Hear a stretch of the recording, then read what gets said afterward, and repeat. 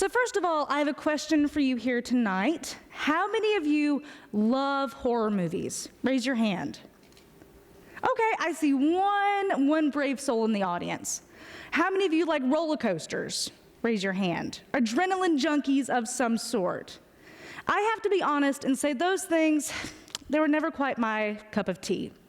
It's not, especially in the case of horror movies, it wasn't just the blood and the gore and the monsters that would keep me up at night. It was that I absolutely hated that gross feeling in my chest whenever my heart would start to beat. And it turns out that I've only experienced that sensation a couple of other times before.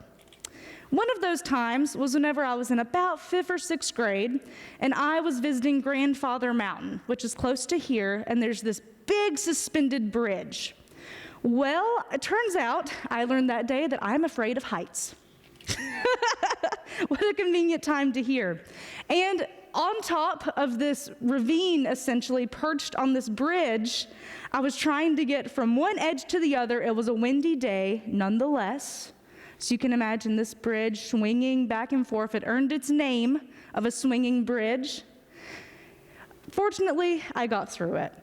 The other time that my heart was beating outside of my chest like that actually was in essentially any math class I can think of from 1st grade to now. It wasn't just that I was unmotivated. I was a great student. In every other class, I made all A's. I always tried to participate. It wasn't even that I couldn't do math. I could. Count the money in my piggy bank. I could mentally calculate the price of a tip at a restaurant. But there was something about being in a math class, sitting down, that made me feel like I had the stomach flu. My stomach would start to turn knots like any roller coaster that I was also afraid of. Turns out I have many fears, as many of us do. My palms would start to sweat, especially anytime I imagined the teacher was going to call on me. And in those moments, I didn't know it at the time, I was suffering from math anxiety. What is math anxiety in the first place? The theme of this whole entire day is simplicity, so maybe we're getting off on the wrong foot, because it turns out math anxiety is a lot more complicated than we could have guessed.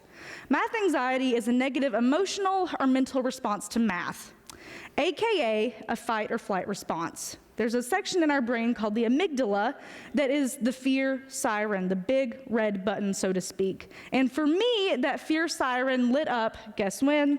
Math class. I would look at a Scantron sheet, I would look at that math problem, and suddenly, woo, woo, woo, woo, woo. I was surprised no one else in the class could hear it. It was so loud for me. I asked to use the bathroom sometimes just because the numbers would start to float before my eyes. It was like mathception. I was surprised that no one else, at least that I knew of, had this negative response to math.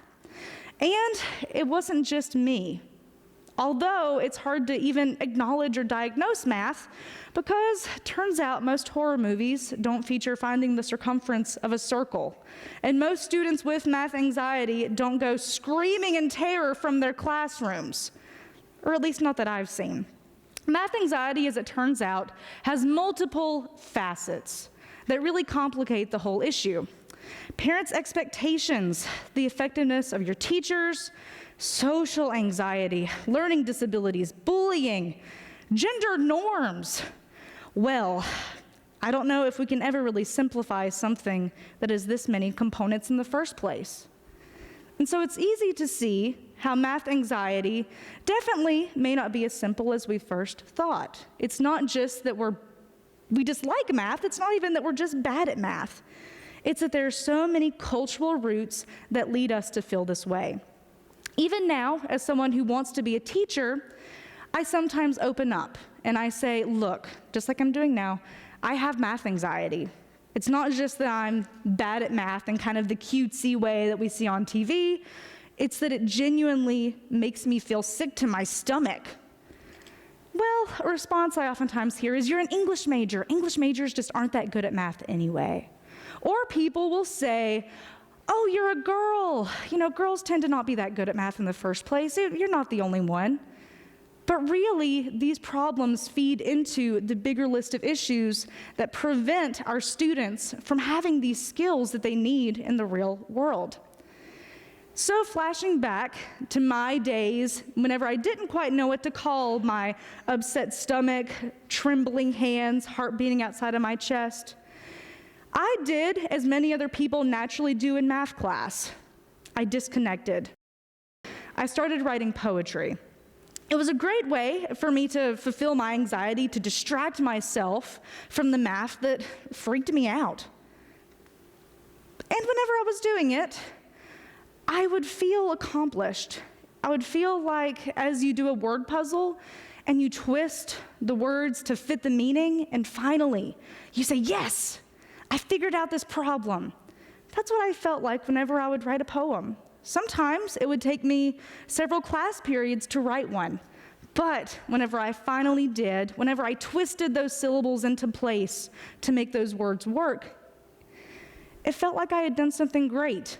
So first it started off as a way to avoid math, but I never realized while I was writing poetry in my math classes, I couldn't have even written any poetry at all unless I had some basic level math skills. Because after all, poetry is largely math. And I don't think we can appreciate the vastness of pi without really having a poetic understanding of what infinity could mean. Poetry essentially is math. I don't see anyone fighting that, but I say in your mind you're feeling a bit hesitant, so I hope to win you over. In my math classes, my anxiety needed a bridge, like that bridge on Grandfather Mountain that got me from one rocky area to the other. That's what we need for our students who have math anxiety. Poetry can serve as a bridge between basic level math skills, something as simple as counting or identifying patterns, and it can build them up to having a mastery. Poetry introduces us to this idea of trial and error. It helps us become less intimidated as an equation would, that right or wrong nature that we often ascribe to math. Shakespeare, for example, uses iambic pentameter as a form of poetry. However, whenever we study iambic pentameter and its definition, it sounds pretty darn intimidating, at least to me as someone who may not immediately understand what these words mean. It operates on a 0-1 binary rhythm with 5 iambic feet. Now, how many of you, whenever you start to see that siren in your brain, that big red button, it's starting to, in the distance, wildly shriek, woo, woo, woo, woo, woo. A couple, I can tell from your facial expressions that maybe this is not what you're entirely familiar with. So let's put these words into context. After all, what are we scared of? We're scared of things that don't make sense to us, things we don't understand. So a way we can break down that math anxiety of seeing words like this is by putting it into a real-world context. So go ahead, I want you all to help me out here. Raise your hand, and you're gonna clap out a heartbeat with me, okay? Are we ready? Okay, oh, I love it. Da-dum, da-dum, da-dum, da-dum. Da-dum. Very good. So whenever we see 0-1 binary rhythm with 5 iambic feet, that's just a heartbeat. It's the pattern of a heartbeat. Many of us would feel much less intimidated if we learned of iambic pentameter in that context. If our teacher said, write me a poem in iambic pentameter, versus write me a poem that sounds like a heartbeat, that would probably have a different context. Let's do a little more practice here. Okay, I want us to all count it out again, all right? This time we're putting words to it, so we're kind of elevating it here. Are you still scared of counting syllables? Very good, y'all are pros. Let's do it one more time. Are you still scared of counting syllables? What you're doing, without even realizing it, is that you're doing some sort of math. You may not be counting, okay, I've gone through 4 syllables now, we're going into the 5th. But in doing a pattern, your mind is counting. Who would have thought that maybe we're making math a little more simple than we expected? William Shakespeare's sonnet 130 operates on this principle. So now is the real tried and true test. I want y'all to clap this one out with me as well. My mistress' eyes look nothing like the sun. Coral is far more red than her lips red. What's awesome with poetry is that it's individualized and it has less pressure. Math, we may think, just has one right or wrong response. How many of us in a math class, we've gone through, we know the exact steps of how to solve an equation. We may spend an entire page working on that. But the professor counts us wrong. We ask, why? I knew everything. But it turns out about 3/4 of the page down, we've accidentally had a positive sign instead of a negative. Or we've made an error.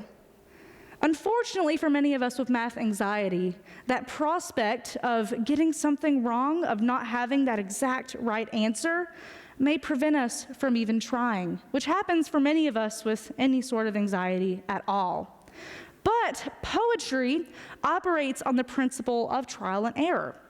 I can't imagine hardly anyone who would write a poem just right off the bat, not having to think of which syllables to add, which words would work, and would think, this poem is a masterpiece, this poem is my best work.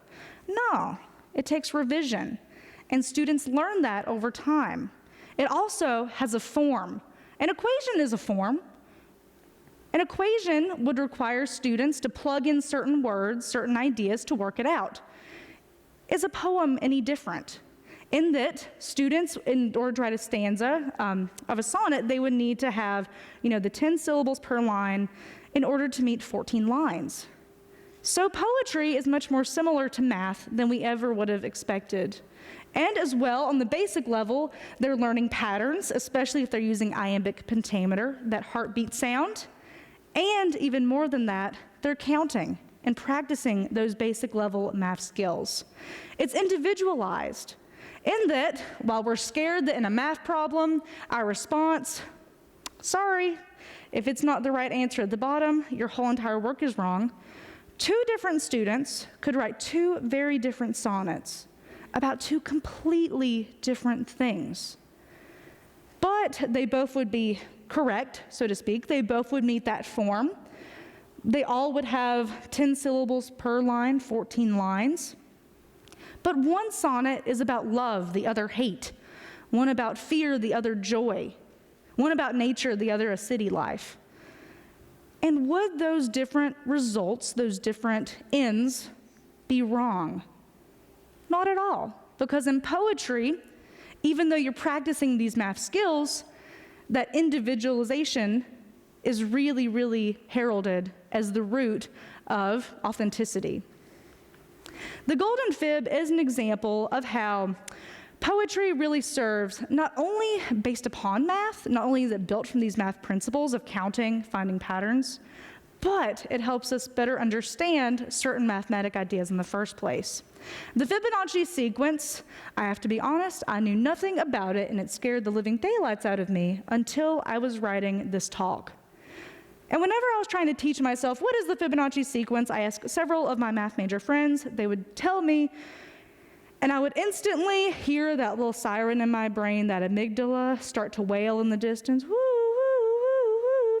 Because do you know what the Fibonacci sequence looks like? This. And whenever you see it, this wave, you have a very difficult time of identifying what does that even mean. In short, I'll break it down for you all. At the center are small numbers, maybe 1. And then the numbers build up. 2, 3, 5, 8, bigger and bigger and bigger. So essentially, this illustration shows us another pattern, as poetry often does. And it shows us how numbers build upon each other to create a wave. The Golden Fib helps us better understand that by putting it into practice. Here's a Golden Fib example that I wrote. It starts off, as you can see, small. You have 1 syllable, then another 1 syllable. Then it starts building up and getting bigger and bigger and bigger. And after you've written this Golden Fib poem, imagine what it would look like if you folded it up, you crinkled it on a piece of paper, so to speak, it would look an awful lot like this, like a wave. And whenever you're reading this poem aloud, it sounds an awful lot like a wave because the numbers get bigger and bigger. So for students who are having difficulty with the Fibonacci sequence, what better way to help them really understand, at least on an elementary level, what that means than by helping them write it out and make their own conclusions based on practice. In other words, why is it so important for all of us as teachers, people who want to be teachers, to do work like this? To work on poetry in our math classes, especially if we're ourselves not that great at poetry. What good is it? Other than just becoming great at it ourselves, it's because we have two rules as teachers, two duties. Those duties are to provide accurate information to our students and to provide applicable information. I think many teachers would agree with me, and this is how I was taught to teach my students and what I stand by. Whenever you applicably teach students, you help them realize what those lessons mean to them. Perhaps that's why I was always afraid of math, because I was never able to learn exactly what it meant for me and how I could and how I should and need to use it in my everyday life. And also, whenever we do things like this, find these bridges, these simple solutions to math anxiety, we not only better understand each other's fields and help bolster knowledge as a whole, reaching students who, without poetry, maybe they wouldn't be able to really find their niche in English. We also help shape citizens who are creative thinkers and who can really use their analytical skills to go on and recognize, one, social problems in our world, but with their practice of applying these real-world skills in a creative way unique to them, they can use that authenticity to change the world in a better way, identifying solutions as informed citizens, questioning knowledge in order to make it better and to shape their own. So the next time you or someone you know is really thinking about teaching an English class or really any class at all in which a student may have math anxiety, I want you to remember one thing. Use poems as a simple bridge to math. Thank you so much for your time, and I hope you have a great day.